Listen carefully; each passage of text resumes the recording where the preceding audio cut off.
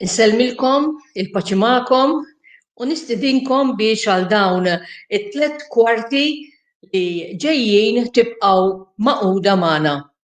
F'dawn il-ftit ħin li ħadna flimkien se nagħmlu ftit riflessjonijiet dwar iż-żmien li qegħdin ngħixu fih.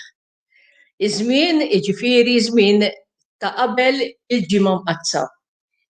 U allura xtaqna illi wkoll f'dan iż-żmien ukoll qegħdin ngħixu wkoll żmien diffiċli, żmien ta' pandemija, COVID-19.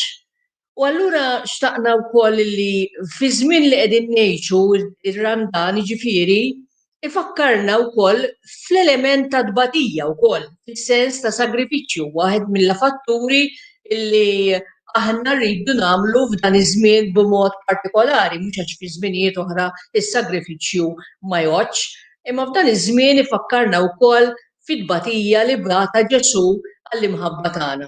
Proprju għax Alla ħabb lill-umanità ried li l-umanità tingħaqad miegħu is-salba. U għalhekk bagħtilna lil Ġesu biex jaħfrilna l-ħtijiet tagħna u jgħinna bil-mod il-mod f'din il-mixja għalli jekk Alla jrid ninaqdu miegħu wkoll mbagħad fl-eternità. Għall-fundatur tagħna, San George Preka, din il-ġimgħa b'ngħidlek il-ġimgħa mqazza kienet ġimgħa partikolari ħafna. U għadna sal-lum imħabba l-COVID bħalissa ma nistgħux nagħmluha din il-ħaġa, imma għadna sal-ġurnata tal-lum li nagħmlu dik il-ġimgħa li nsejħulha l-ġimgħa mqazza fejn fiha aħna nirriflettu fuq l-imħabba kbira li biha ħabna Alla meta bagħtilna proprju lil Ġesu. Alla jrid li kull bniedem isalva. U għalhekk bagħtu lil Ġesu. Ġesu ġie u għalfejn biex jurina min hu Alla. U għax iħobbna jrid jeħlisna minn dak li għamilna l-sira, jiġifieri mid-dnub. Ejjew għalhekk flimkien li naqdu biex nagħmlu dawn il-ftit riflessjonijiet flimkien magħkom. Miegħi wkoll għandi lil Amanda Bella illi ħatejdilna il-proċess ta' dawn il-ftit ħin li għandna flimkien. Il-paċi miegħek, Amanda. Miegħek ukoll, Carmen. Hekk mela kif qalet Carmen, ser nirriflettu ftit fuq dan iż-żmien tar-Ramadan u se naraw għalina x'għamel Sinjur tagħna Ġesu Kristu. Illum il-25 ta' Marzu qed niċċelebraw il-festa tal-Unzjata ta' meta l-Anġlu Gabriel ħabba lil Marija li kellha tkun omm Alla u hija aċċettat. Marija qalet iva rieda ta' Alla. Hija li baqgħet ħajjitha tul ħajjitha kollha tgħid iva għal dik li kellha tkun il-missjoni tagħha.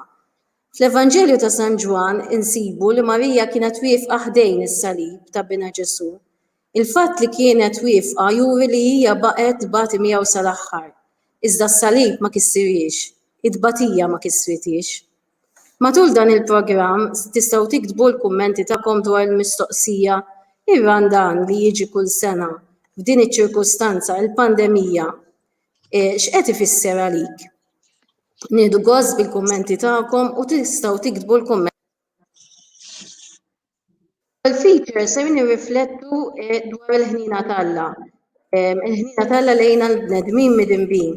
It-tema tal-ħnina tal-Alla tispikka matul ir-Ramadan. Nixtiequ ninfurmaw li l-features li ser naraw ġew irrekordjati qabel ma daħlu fis-seħħ il-miżuri tas-saħħa pubblika li għandna llum. Ejjew naraw dan il-feature preparat għalina fil-Mużew ta' Marsa Scala fuq il-ħniena, ġustizzja u l-qrar.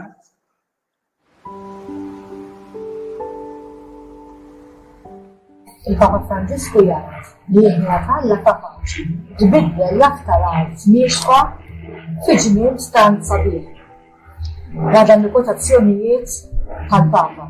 Nemmen illi dan is-suġġett ta' ħnina tal-Alla huwa suġġett favorit ħafna għal-Papa li għandna. Il-fatt xifku biha din il-ħnina tal-Alla. Il-ħnina meta ngħidu li Alla jħen, ifisser li Alla jaċċetta, jilqa' kapaċi jaħfer it-tort, anke mhux ċertu tfattija, le mhux dak is-sens ta' vendetta, u honestly kull darba jerġa' jibda mill-ġdid magħna. Ma qatt ma jgħid issa daqshekk inħemm, Alla jibqa' eħen kontinwament. Meta nagħmlu din l-esperjenza ta' ħnina tal-lakuna? Nistgħu kontinwament qegħdin ngħixu aħna f'din il-ħniena kbira ta' Alla. Kienu ngħidu li kellek issaqsi l-Alla x'qed jagħmel bħalissa b'mod xejlek Alla qiegħed ukoll. Jekk nużaw l-istess kliem nistgħu ngħidu li bħalissa Alla qiegħed eħenna lilna. Il-ħin kollu anke wkoll meta ma nitolbuhx, tifhem Alla qiegħed hemm għandu ħafna konsern lejna jimpurta minna u anke jekk ma nitolbuhx xorta qiegħed hemmhekk jgħinna. Allura tajjeb illi aħna jkollna gratitudni illi inħossuna li qed ngħixu din il-ħniena kbira ta' Alla u ta' dan imbagħad anke wkoll konna sens kbir ta' grazzi. Ġi fidejja dan il-ktieb tal-Papa Franġisku, intervista fil-fatt mal-Papa Franġisku u jismu The Name of God is Mercy. Jiġifieri l-isem għall-Papa, l-isem ta' Alla huwa ħniena. Ara l-Papa kemm jagħti importanza din il-kwalità ta' Alla. Ġu dan il-ktieb il-Papa jikkwota wkoll San Bernard. U San Bernard jgħid li aħna dejjem nistgħu nserħu fuq il-ħniena ta' Alla. Alla m'għandux limiti, kemm sejħenna għalina, u kemm din il-ħaġa li inti tista' sserraħ dejjem fuq il-ħniena ta' Alla, kemm tista' tagħmilna kuraġġ fil-ħajja tagħna ta' kuljum. Li dejjem se taf li hemm il-ħniena ta' Alla qiegħda lesta kemm tirrikorri lejha inti. Anke San Ġorġ Preta, ġifieri min għandu ċertu età anke min jaqra l-kitba tiegħu jista' jinnota kemm għandu ċerta delikatezza Don Ġorġ meta jitkellem fuq Alla u jgħid Alla kapaċi itella x-xemx u jibgħat ix-xita sew minnu tajjeb, anke wkoll fuq minnu ħażin. U jgħid ukoll jekk missier ta' din l-art li forsi qed jgħix mhux daqshekk tajjeb, qed tifhem fir-rol tiegħu ta' missier, imma jaf jagħti lill-ibnu lill-bintu affarijiet tajbin. Kemm aktar Alla jagħti l-ispirtu tajjeb u dak kollu lilu tajjeb lil min jersaq lejn. Dan l-attribut din il-kwalità sabiħa Alla tal-ħniena għal Don Ġorġ kienet hekk xi ħaġa sabiħa ħafna, kienu ħossa ħafna fil-ħajja tiegħek, kont ukoll dak li kiteb. Imma Alla huwa ġust ukoll, Veru huwa ġust, fil-fatt Alla ma jistax ikun inġust, bil-forsi għandu jkun ġust la Alla huwa ġust.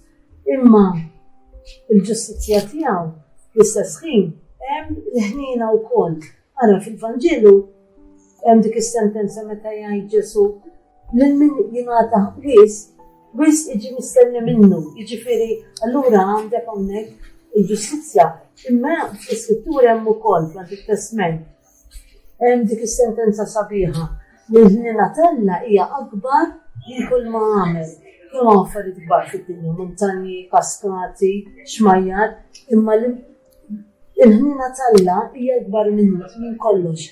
U l-Papa Ġwanni Pawlu II kien kiteb anke enċiklika fuq din u kien misemmija Alla għani fil-ħniena dik. Alla għani fil-ħniena, li din hija meħuda mill-istruttura ta' mill-Antik Testament dal-isem, ma kemm hu sabiħ li uża l-Papa f'dan il-titlu ta' din l-eżertazzjoni.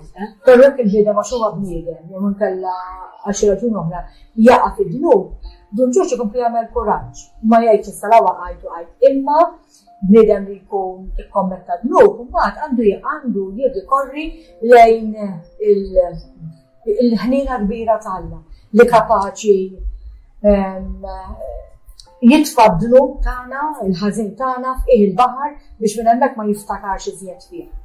San Ġorġ Preta jaqqat il-ġustizzja u l-ħniena tal-Alla flimkien. Minn dan li għadna kemm rajna, tifhem m'hemmx waħda, m'hemmx kwalità iktar inqas mill-oħra, kull kwalità f'Alla hija infinita lejn, ġifieri m'hemm xejn nies m'hemm xejn żejjed. Tifhem? U anke dan ilna fil-ħajja tagħna tgħinna li nħarsu lejn Alla bħala esseri, bħala dak li huwa ħanin imma wkoll ġud biex ma nabbużawx mill waħda jew mill-oħra. Il-Papa jinfasizza wkoll li aħna ħniena ta' Alla niltaqgħu magħha l-iktar fil-qrar, mhux biss, ma niltaqgħu magħha fil-qrar ħniena ta' Alla. U jinkoraġġixxi ħafna li bniedem bħalissa wkoll qegħdin fir-Ramadan imma mhux fir-Ranna biss, matul is-sena kollha nagħmlu esperjenza sabiħa ta' dan is-sagrament. Il-Papa jgħid meta tbaqgħet tistenna biex tqiegħed forsi tintala bil-mistħija huwa x'inti se tisqar glubek quddiem bniedem bħalek.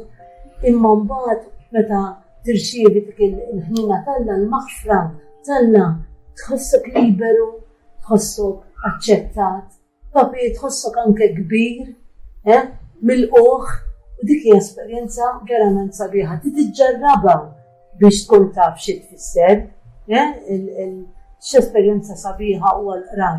U l-Papa jgħid ukoll il-qrar mhux xi seduta ġo kamra tat-torturi, ġo sala tat-torturi, le. Il-qrar huwa laqa mal-Alla l-Missier. Anke il-qrar mhuwiex xi washing machine li jneħħi dbajja, il-qrar huwa festa. Int qed tiltaqa' mal-Alla l-Missier il-les jakfirlek. Allura l-qrar huwa festa. Hija xi ħaġa sabiħa. Din anke bil-paraboli li nsibu fil-Ġdid Testament li Ġesu kull darba li jsemmi li l-ħażin jiġi lura dejjem għandek insemmija l-kelma festa. U għalhekk il-Papa allura jerġa' jagħmel enfasi fuq din il-kelma. Bada li qed tgħid nżidu wkoll dak ir-ritratt tal-Papa illi qiegħed mixfu tal-kuttejl fil-konfessjonarju għal saċerdot biex huwa wkoll jersaq għall-qrar. U hekk ġifieri f'dal-ambjent tal-Papa qiegħed hemmhekk għall-kuttejl biex iqer u stess jgħidilna number one illi hu il-Papa jqgħed kull 15-il ġurnata, ġifieri jħoss li għandu jersaq biex jirċievi ħnata Alla kull 15-il ġurnata. Waqt ukoll jgħidilna li kien hemm qrara partikolari kien il-21 ta' Settembru tas-sena 1953 meta resaq għal-sagrament tal-qrar u għalih dik il-qrara kienet qrara partikolari, kienet it-turning point għal-ħajja tiegħu u tagħtu jgħidu stess dimensjoni ġdida fil-ħajja tiegħu. Ukoll direzzjoni fil-mixja tiegħu li kien forsi wkoll qiegħed jara x'hemm il-ħajja tiegħu. Nagħmel li l-Papa isemmihom hekk dawn l-affarijiet mhux tant biex jipproġetta lilu nnifsu, imma biex jaqsam magħna il-grazzi li Alla jkun qiegħed jagħmel fil-ħajja tiegħu.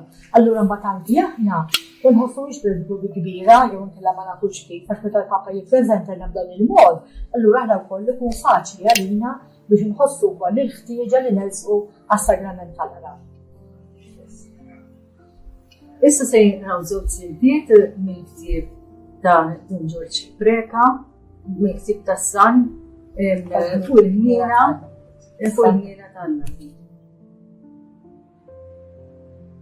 Il-ħnina tiegħek tinfirex fuq kull min jgħix fuq din id-dinja, għax xejn ma tobgħod mill-ħwejjeġ li int ħlaqt.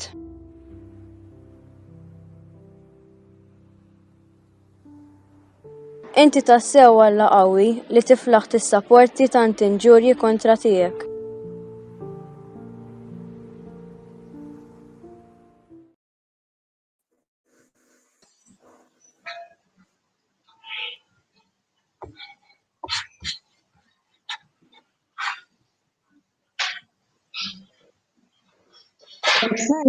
Fil-feature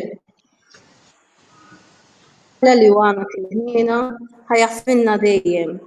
Importanti li waqt tentazzjoni biex nagħmlu n-dnub ntibu qudiem għajnejn jew ġust u jagħti l kulħadd dak li ħaqqu. Iżda jekk naqgħu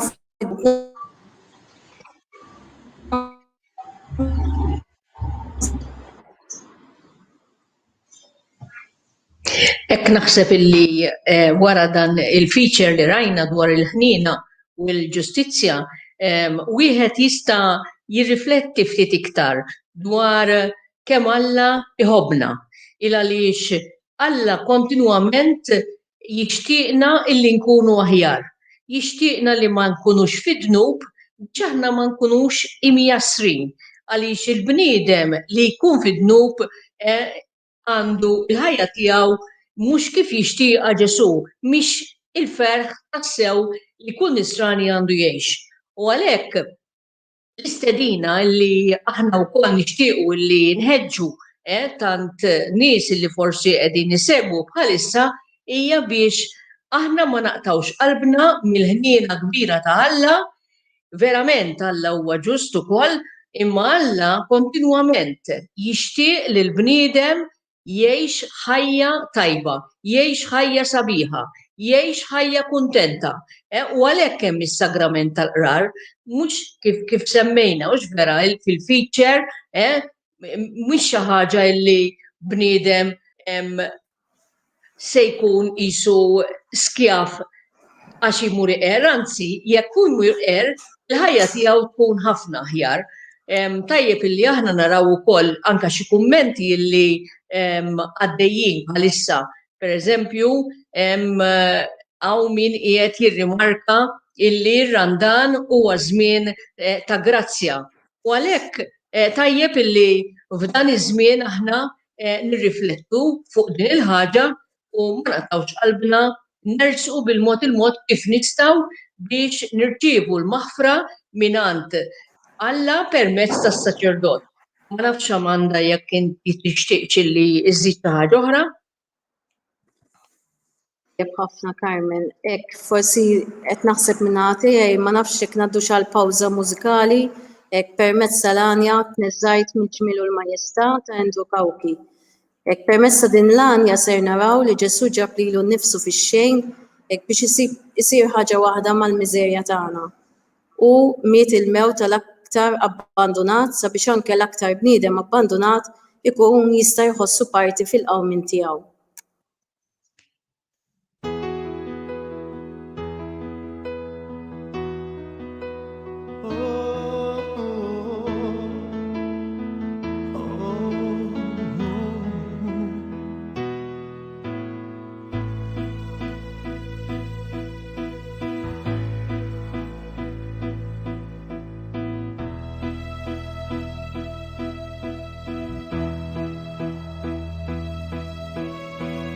Neżżajt mill-ġmiel l-Majestà, baxxejt rasek umiltà, minn dawk stess soffrejt, il-attu tant ħabbejthom.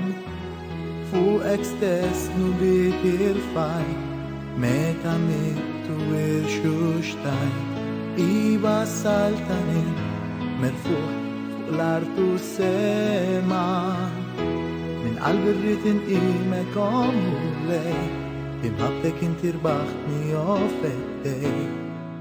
Għal dejjem ta' dejjem nibqa' nħobbok, u għalija mitt int waħdek biss, ħajtek tajt biex lili lis, leħni nolli lejk, Ġesu irrid inqimek.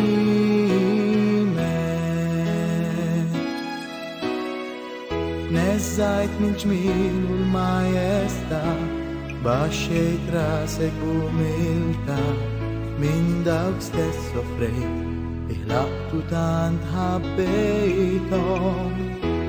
Fuqek stess nubit irfajt, meta mitt u irxuxtajt, iva saltanint, merfuq fuq l-artu sema.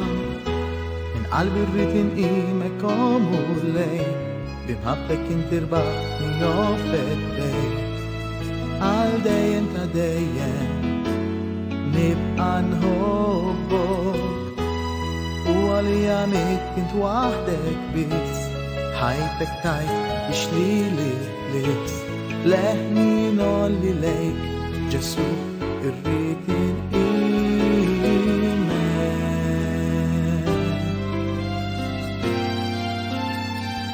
Neżżajt mill-ġmiel u l-Majestà, baxxejt rasek umiltà, minn dawk stess soffrejt, li l-attu tant ħabbejthom.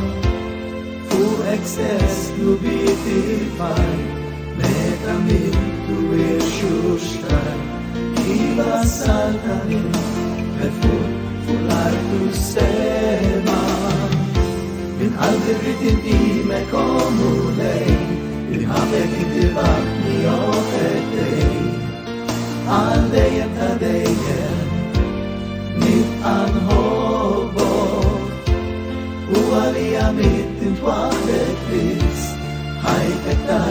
biex li jibis leħni nordi lej Ġesu irrid il-qimen qalbi rrid il-qimen kollu lej jitħaffek tiktirbaħni joffetej għal dejjem ta' dejjem nibqa' nħobbok u għalija mit-tintwaħdet bis ħajtek tajb biex li jibis leħni nordi lej Ġesu irrid il-qimen.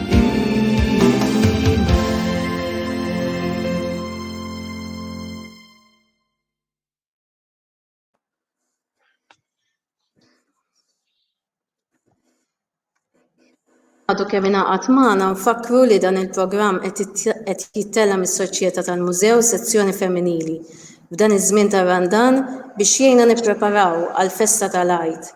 Infakrukom li tistgħu tħallu l-kummenti tagħkom għall-mistoqsija li qiegħda tidher ir-Randan għalina l-insara li jiġi kull sena, imma f'din iċ-ċirkustanza tal-pandemija.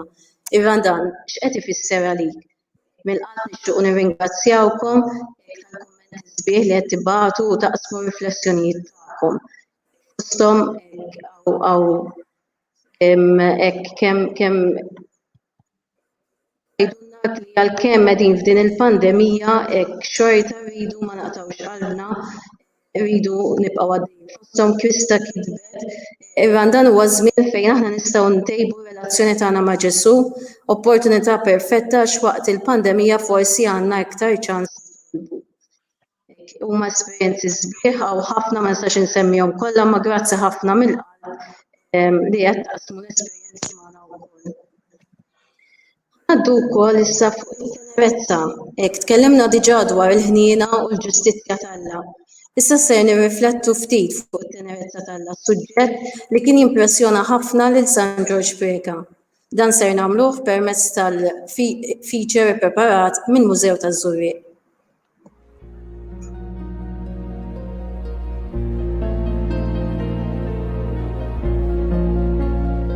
Naħseb ħadd ma jieħu pjaċir li jkollu ħabi samt kollox miegħu tifkiriet, ħsibijiet, idejat u anke xi sigreti u dan il-ħabib jiġġaħbinak, iva jitradik. Kristu ma kellux wieħed minn dawn imma jitnax l-Apostlu li kien isejħilhom ħbieb li xi darba jew oħra għamlu hekk. Imma fil-mument l-aktar jibes insibu lil tnejn minnhom li sfaċċatament radewh u ċaħduh. Insibu lil Ġuda li dan forsi għax ma fehmx sew x'kienet is-saltna tal-Alla li Ġesu kien qed jibni, ibbieħ lil Ġesu ħabibu għal 30 biċċa tal-fidda.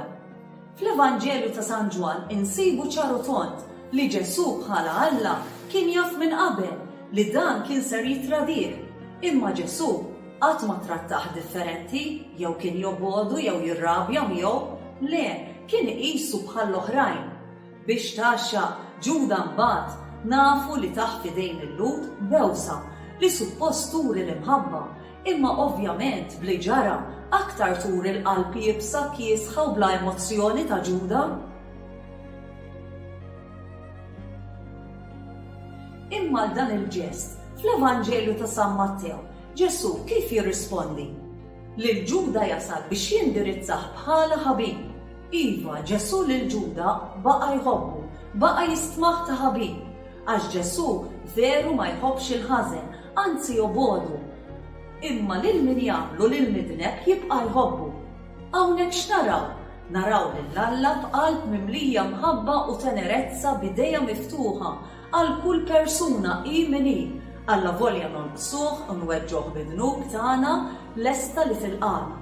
Mhux tab xejn li San George Preka kien jgħallem li ħadd ma jista' jsalva ruħu mingħajr il-vera devozzjoni lejn il-qalb ta' Ġesu.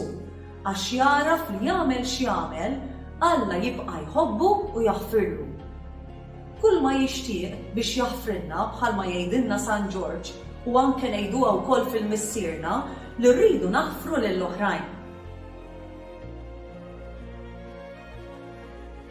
Forsi ngħidu, imma Ġuda x'fettillu jagħmel hekk? Veru kien bieret biex jibdel lil Ġesu għal xi ftit flus, imma jien naħseb ukoll nagħmel bħal Ġuda nibdel lil Ġesu. Min jaf kemm iltqajna ma' minnu fil-bżonn u forsi bi skuża jew oħra bqajna għaddejjin. Min jaf kemm tlifna l-quddiesa tal-ħadd għax bqajna reqdin jew għax ħriġna jew kellna xi biċċa xogħol li rridu nlestu biex nistudjaw jew għax irridu mmorru l-ġim, nimxu jew noħroġ lil-kelb u llum ukoll għax ma rridx nimrad ma mmorrux. Iva jien Ġuda wkoll. Imma huwa ta' solliefa għalija li lil-Ġuda Ġesu indirizzah bħala ħabib. Għax għalkemm niksirlu qalbu bħalma jikteb il-fundatur fil-ktib tiegħu il-Benedikta, Alla ħabna u għalhekk tagħna lil Ġesu permezz ta' Marija biex jagħtina l-ħajja ta' dejjem. San George Preka kien jgħallem ukoll il-bniedem il-ħanin ibati hu biex ma jħallix lil min ibati. U dan ifakkarni ħafna x'għamel Ġesu, il-bniedem il-perfett kif ukoll Alla. Pietru lil Ġesu ċaħdu, mhux darba tafx imma 3 darbiet kif qallu Ġesu stess fl-aħħar ċena.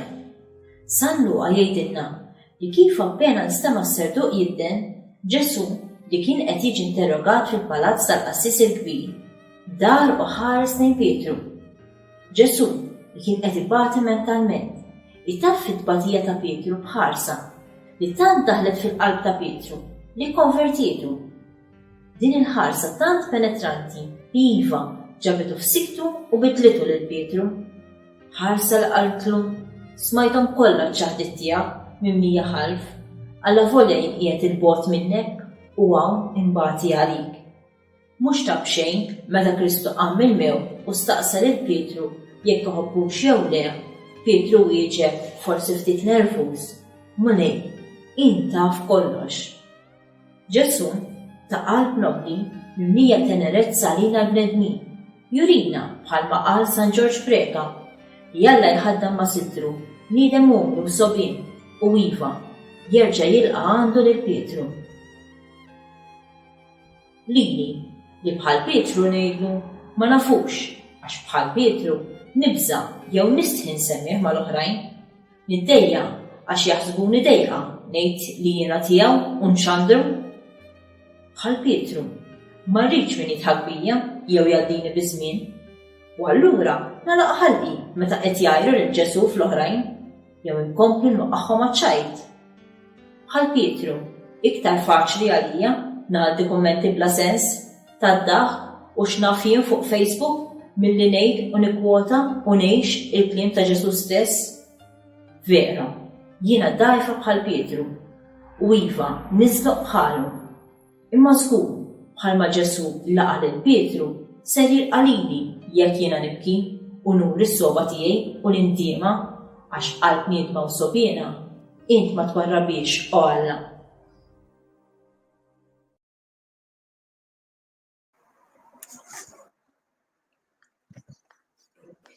Pietru kif ukoll Ġuda it-tnejn żbaljaw bil-kbir. Dawaqt li Ġuda qata' qalbu mill-maħfra ta' Ġesu, Pietru emmen fit-tenerezza ta' Ġesu, li Ġesu għandu qalb ħanina u dejjem lest li Ġuda ma felaħx ikompli jgħix minħabba s-sens qawwi taħtija, ma ntebaħx li l-grazzja ta' Alla kienet se tiġi siġillata bil-mewt ta' Ġesu li kienet akbar minn kull ħtija oħra. Il-falliment ta' Pietru jimlina b'tama. Aħna il-fallu l-ħin kollu, imma nistgħu nerġgħu nqumu bħal Pietru. Il-ħarsa ta' Kristu tant daħlet f'qalb Pietru li konvertietu. Carmen, ma nafx taħseb dwar dan li qed ngħidu. Jiena meta nħares lejn l-episodju propju ta' Ġuda, wieħed jirrealizza x'opportunità kellu. Imma li din l-opportunità tilifa il għaliex ma rafx kemm il-grazzja tal-Alla kienet kbira. Alla li tant iħobb lill-bniedem, lil Ġuda jsejjaħlu ħabib, imma Ġuda tant kien mitluf fis-sitwazzjoni li kien fiha li ma rafx kemm Alla verament iħobbu. U tfakkarni wkoll f'dak li iħobb jgħid San George Preka meta kien jgħid li Alla x'qiegħed jagħmel bħalissa u San George Preka kien jgħid bħalissa Alla qiegħed iħobb. Kemm ħaġa sabiħa li aħna nirrealizzawha dik u ngħixu kull mument fil-ħajja tagħna biex napprezzaw l-imħabba kbira li Alla għandu lejn kull persuna. Alla fl-iskrittura jgħidilna Alla naqqaxna fuq il-pala għajdeh. Carmen, qed naraw wkoll il-kummenti baqgħu deħlin, forsi nagħmlu referenza Marika kif tbitilna. F'dan iż-żmien jiġi aktar konxja ta' tbatija ta' madwaru u kif din tista' tingħaqad ma' dik ta' Kristu msallab u b'ebsa barriġġor is-salib tiegħu ta' kuljum. Nara fil-ħtieġa li noffru dawn it-tbatijiet għall-ġid u ma nħalluhiex tinħela. Grazzi ta' din ir-riflessjoni paċi magħkom. Ma nafx Carmen jekk għandek xi kumment li tista' tixxerja magħna minn li qed nara wkoll il-kumment ta' Marcellin Piscopo fejn qed tgħid li iż-żmien tar-Randan huwa żmien ta' riflessjoni fejn Alla juri lilu nnifsu u jeħlisna mill-dnub. U Alla huwa l-unika tama li għandu kull bniedem. Aħna forsi nistgħu nittamaw f'ħafna affarijiet, jien naf nittama li għandi l-flus, nittama li għandi hekk jew nixtieq hekk. Imma naħseb l-iktar ħaġa importanti, speċjalment f'dan iż-żmien. F'dan iż-żmien illi hawn ħafna nies illi għaddejjin minn tbatija b'mod partikolari għas-sitwazzjoni tal-pandemija. U għalhekk għedna aħna fil-bidu li r-Randall huwa marbut ħafna ma' din l-esperjenza li ħafna nies qegħdin ibatu fis-skiet għaliex mhux kulħadd aħna ma nkunux nafu milli ma tbatija persuna għaddejja jew le. Tajjeb, kien hemm xi ħadd li staqsa wkoll dwar meta jiġi lajt għaliex u lajt ma jiġix l-istess data għaliex dak huwa marbut ma l-ewwel ħadd li jaħbad full moon. Sewa, imma dak id-data toħroġ b'mod hija bbażata fuq kalkolazzjoni matematika u illi ħafna drabi ikun jew fil-21 ta' Marzu jew wara meta jaħbad full moon. Ovvjament aħna nafu li l-Easter ġej mhux nhar il-ħadd li ġej imma ħadd ieħor. Tajjeb di biex niċċaraw għax kien hemm xi ħadd saqsa. Okay, grazzi ħafna Carmen. Ħanaddu għal feature li miss fejn se nitkellmu dwar l-imħabba. Hekk fil-Vanġelu ta' San Ġwan insibu li Alla hekk ħabb lid-dinja li tali l-ibnu l-waħdini biex inkun min jemmen fih ma jintilifx imma jkollu l-ħajja ta' dejjem. Alla huwa l-istess imħabba. Id-tbatija u l-mewt ta' Ġesu fuq is-salib huma xhieda ta' din l-imħabba. Aħna li aħna tant maħbuba minn Alla nħossuna nistgħu nirreċiprokaw din l-imħabba billi nħobbu lilu u lill-oħrajn. Mother Teresa tgħid love until it hurts, jiġifieri nħobbu sakemm iweġġgħu, għax meta wieħed iħobb se jkollu jibati. Dan se jiġi spjegat fil-feature preparat mill-Mużew tas-Siġġieri.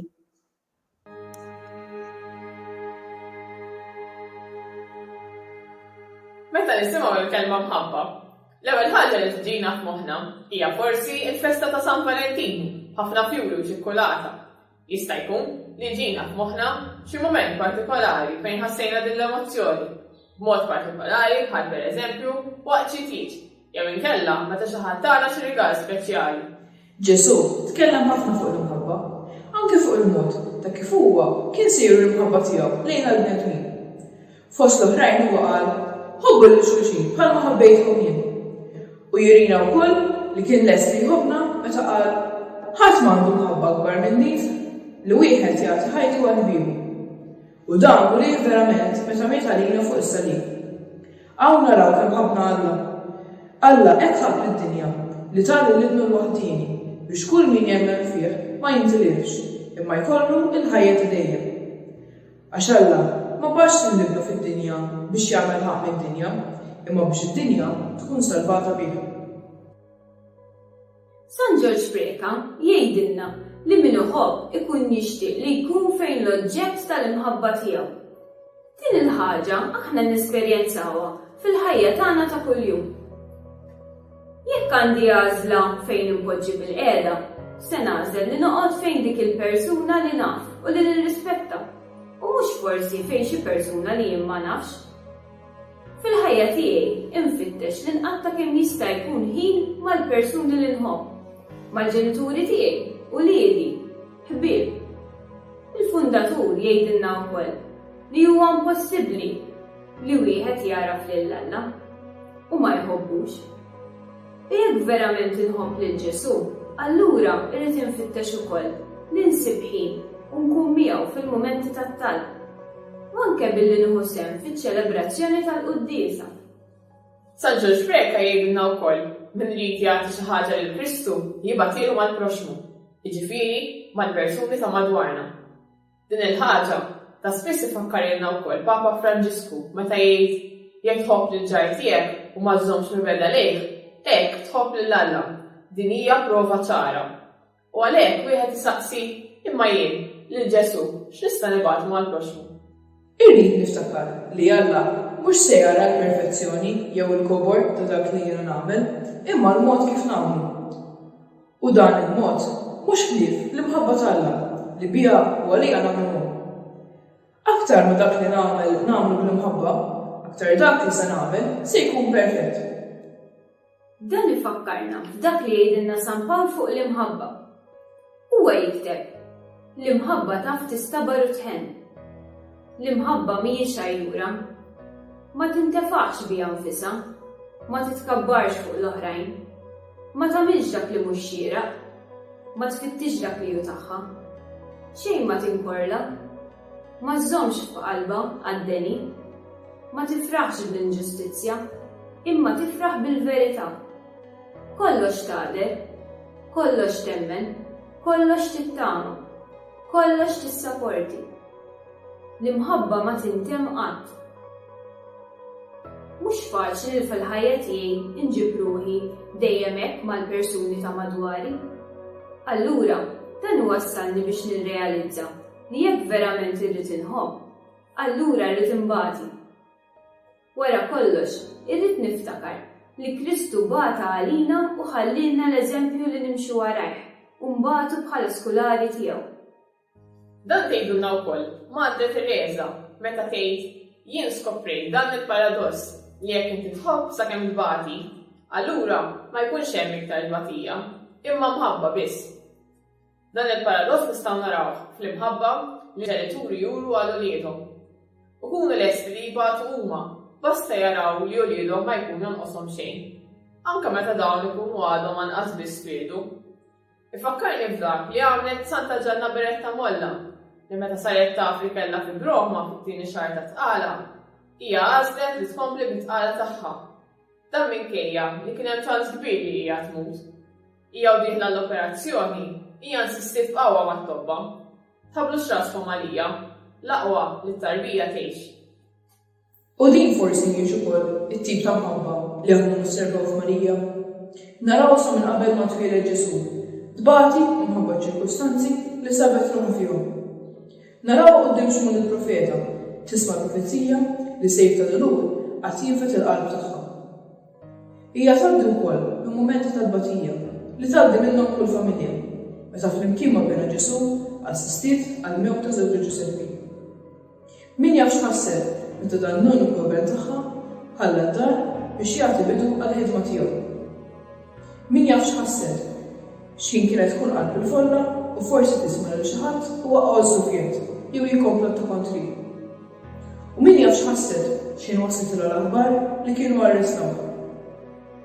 Narawha takkumpanja lil dambina fit-triq tiegħu lejn is-salib. U bħal kull omm oħra li tipprova tagħmel minn kollox biex ittaffi d-tbatija ta' bina, tipprova tersaq lih biex tikkunslaħ. Imma s-soldati firduhom minnu fih. Narawha fl-aħħar u mhux l-inqas wieqfa taħt is-salib. Fil-ktieb tiegħu dwar ir-Rużarju, San Ġorġ Preka jirrifletti dwar din il-ġrajja u jitlob lil Marija Santissima sabiex titlob l-Alla li jagħtina l-grazzja li nerfgħu s-salib tal-Providenza bi spiritu ta' vera rassenjazzjoni mar-rieda ta' Alla.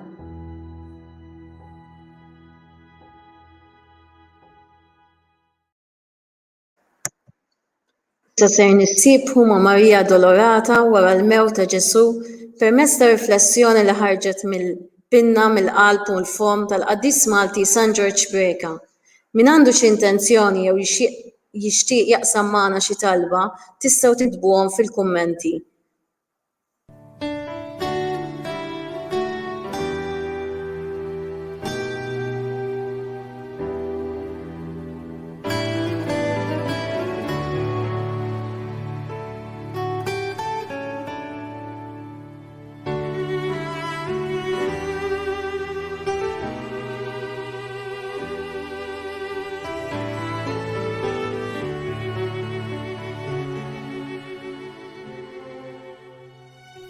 Eżerċizzju għal kompassjoni ta' Marija Santissima Addolorata fil-lejl ta' kull nhar ta' ġimgħa. Narrazzjoni. Wara li liben waħdini tal-Verġin Imbirka Marija Santissima ġimqiet u magħluq fil-qabar, allura din flimkien mal-Apostlu Ġwanni u ma' Marija Maddalena u ma' twajba nisa l-oħra, reġgħet lura f'dara fejn għaddew il-lejl flimkien. Immaġinattiva. Kamra fqira. L-arm lawm verġini bil-qiegħda fuq is-sodda. Ġwanni, Marija Maddalena u n-nisa l-oħra li assistew għal mewt krudila ta' Ġesu Kristu, bil-qiegħda wkoll fl-istess kamra.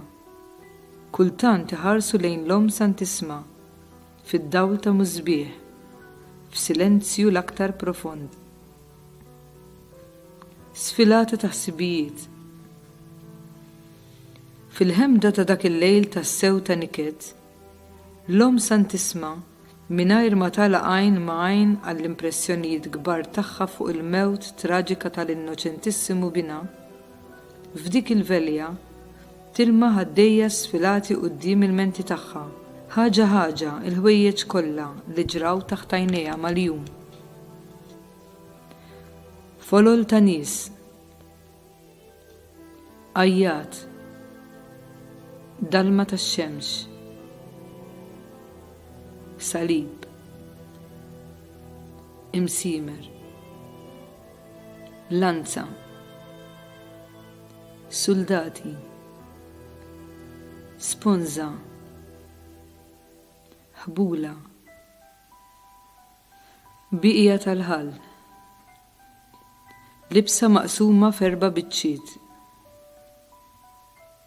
Iċ-ċenturjun. Giuseppe Tari Matea. Nikodemu. Qabar.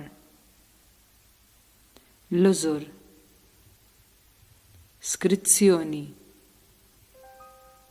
It-trasport għad-difna. Il-ġisem divin ipjagat u bla sura f'ħdana. Tistħajjel li qiegħda wieqfa ma' ġembina msallab, tisimgħu jitlob għal maħfra tal-kruċifissuri tiegħu. Li qiegħda tisimgħu jassigura l-ġenna lil ħallil ikkonvertit li kien ċanfar lil sieħbu li jiddisprezza lil Ġesu. Tistħajjel li qiegħda tisma' lill-liben tagħha jgħidilha biex tieħu biben tagħha lil Ġwanni u lil Ġwanni jgħidlu biex jieħu lilha b'hom tiegħu. Li qiegħda tisimgħu jgħid lill-missier tiegħu: Alla tiegħi, għaliex tlaqtni. Li qiegħda tara s-soldat qiegħed ma' xuftejn ta' Ġesu, sponża bil-ħall għall-kelma għandi laġġ. Tistħajjel li qiegħda tisma' lill-agonizzanti ben tagħha f'baħar ta' disprezz u ta' uġigħat jgħid: Huwa mitmum. Tistħajjel li qiegħda tisma' lajta l-kbira: Missier, fidejk nerħi l-ispirtu tiegħi, u li taraħ jinkina rasu u jmut. Ox lejl. Tistħajjel li qiegħda tara s-soldati jiksru saqajn iż-żewġ ħallilin li kienu imsalbin wieħed kull naħa ma' ġenb Kristu. U li tara wieħed mis-soldati jaddas fil-kustat divin lanza u jislita b'ċarċir ta' demm u ilma. Tistħajjel li qiegħda tara lil kulħadd imwerwer bil-biża' għad-dalma u għat-terremot u jħabtu fuq sidrhom jirriturnaw lejn djarhom. Tistħajjel li qiegħda tħoss il-piż tal-ġisem mejjed ippjagat fi ħdana. Tistħajjel li qiegħda tara lil Giuseppe Tari Matea u lil Nikodemu jieħduh minn ħdana, jidilkuh bl-ingwent u jaħbuh fl-iżar. Tistħajjel li qiegħda bħal l-armla ta' Najm tassoċja fl-akkompanjament tad-difna. Tistħajjel li qiegħda tara l-ġebla taħbila l-oġġett ta' qalba għal kollox. Tistħajjel li qiegħda terġa' tara u tisma' kollox fir-ritorn lejn dara minn dawk in-naħiet. O x'lejla l-Marija Santisma, x'ripetizzjoni krudila. Konklużjoni.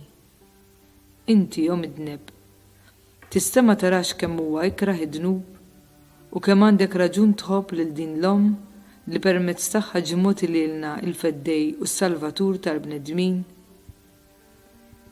Jista' jkun li ma titallimx qudiema sabiex tapprezza s-sofferenzi li jissieħbu neċessarjament mal-ħajja ta' kull bniedem. Talba. O Verġni Mbirka, bil-qawwa tiegħek għamel li l-passjoni u l-mewt ta' Kristu ibnek u li d-duluri tiegħek ma jkunux bla frott għalija. Amen. Tajjeb, qabel ma nikkonkludu nixtieq naqra kumment xkejken fejn Marika Zammit għaltinna nixtieq noffri intenzjoni għal dawk kollha li qataw qalbhom mill-ħnina talla biex jersqu lejn il-qalb kollha mħabba ta' Ġesu u jsibu għajn ta' paċi u serħan u jiksbu id-don tat-tama. Naħseb hekk li dan huwa mument fejn aħna ringrazzjaw lil Mulej illi tana din il-kwalità. It-tama hija xi ħaġa li qiegħda f'kull bniedem. Għalhekk nagħmlu kuraġġ u nerġgħu insaħħu fina it-tama li Alla qatt u qatt ma jħallina waħedna. Il-fatt fil-Vanġelu għandna wkoll dik is-sentenza ta' Ġesu li tgħidilna ara jiena magħkom dejjem sal-aħħar taż-żmien. Mela kuraġġ l-aħwa u nkomplu mixi bl-għajnuna u l-grazzja ta' Alla. Nirringrazzjaw l-Alla ta' din l-opportunità li kellna fejn aħna irriflettejna dwar ir-Randan imma b'mod partikolari dwar l-imħabba kbira li Alla għandu lejn kull bniedem meta propju batilna l-ibnu u nagħmlu kuraġġ biex jekk anki aħna forsi nixtiequ li din is-sena ma nistgħux niċċelebraw kif nixtiequ dan iż-żmien speċjalment il-ġimgħa mqazza, imma ejjew nersqu wkoll lejn is-sagrament tal-qrar biex nirċievu l-maħfra. Sewwa, grazzi wkoll nixtieq ngħid grazzi wkoll lil sħabna dwar il-ħsibijiet li qasmu magħna kif ukoll nirringrazzjaw lilkom illi bqajtu magħna. Ejjew inħallu dan iż-żmien ikompli jdawwalna u jgħinna biex niskopru il-misteru tal-ħajja tagħna bl-imħabba kbira li Ġesu tagħna meta hu ta' ħajtu għalina. Jew anke f'din il-ġimgħa speċjali b'mod partikolari llum hija l-festa tal-Madonna u għada wkoll taħbat id-duluri.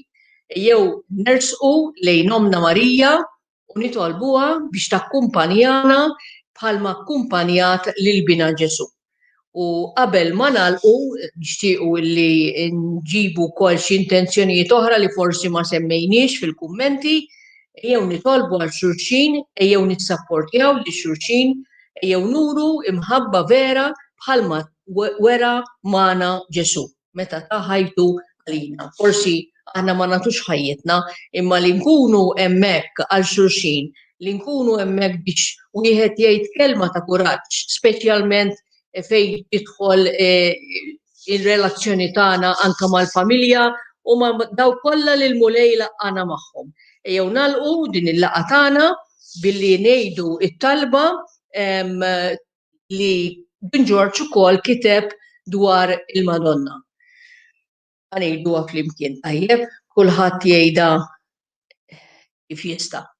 O Verġni mbirka, o bib tas-sema, o mtaħnina, o għaxqa talla, itlob għalina għax aħna nafu li xejn ma jiċħadlek dak li jollik għad-dinjità ta' divina. Amen. Wissa qabel ma nispiċċaw se nisimgħu il-song Wieqfa taħt is-salib, kantata minn Dorothy Bezzina. Il-paċi magħkom.